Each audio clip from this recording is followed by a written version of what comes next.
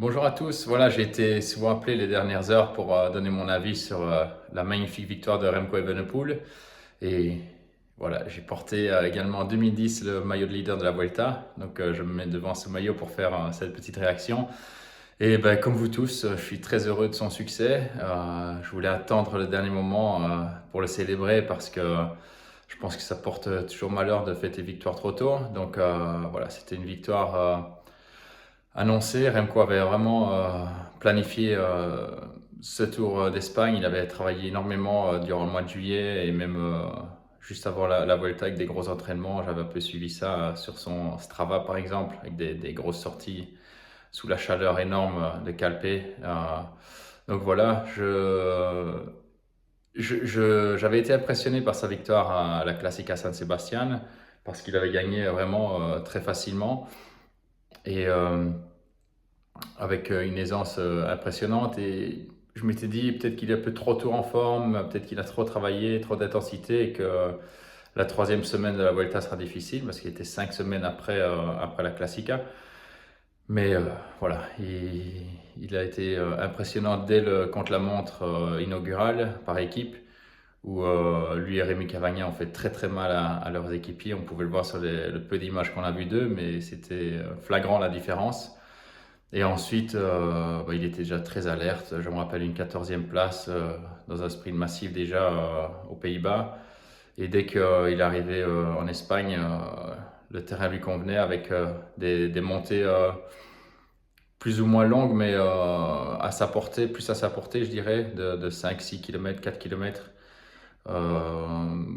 Très raide. Le climat était aussi à son avantage avec climat plus frais et plus humide. Donc voilà, on l'a vu faire la différence, prendre pratiquement 3 minutes d'avance sur les autres.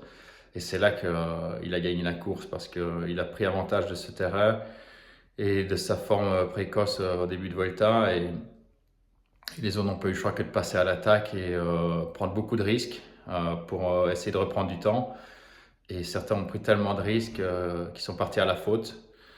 Donc Remco a vraiment éliminé ses adversaires en leur mettant une pression énorme. Et puis après, il a commencé plus à gérer, ce qui ne lui a pas empêché de gagner une étape plus tard. Et voilà, il a été très régulier.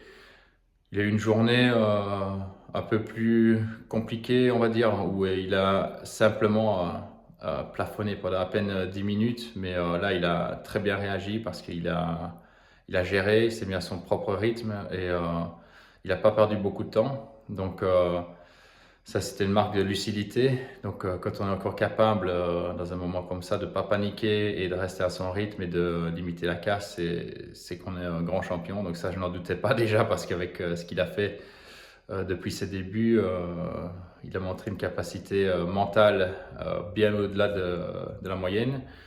Et physique également, mais surtout mental. Remco, c'est une tête, c'est quelqu'un qui veut gagner, c'est un gagnant, il veut gagner à tout prix. Et on l'a vu sur cette Vuelta, il était animé par cette envie de gagner. Et voilà, je suis content de ce qui lui arrive. Et voilà, je suis vraiment fier de lui. Donc je pense que après 44 ans d'années pour une victoire sur un grand tour pour la Belgique, où on n'avait même pas vu quelques proches de la victoire, parce qu'on avait vu quelques coureurs capables de faire éventuellement top 5, podium avec circonstance, mais on n'avait plus quelqu'un capable de partir sur une grande course avec l'ambition de faire un résultat. Donc maintenant ça fait plaisir et on est parti pour des années avec Remco. Donc commande Remco, on te suit, on te supporte et continue à nous faire rêver.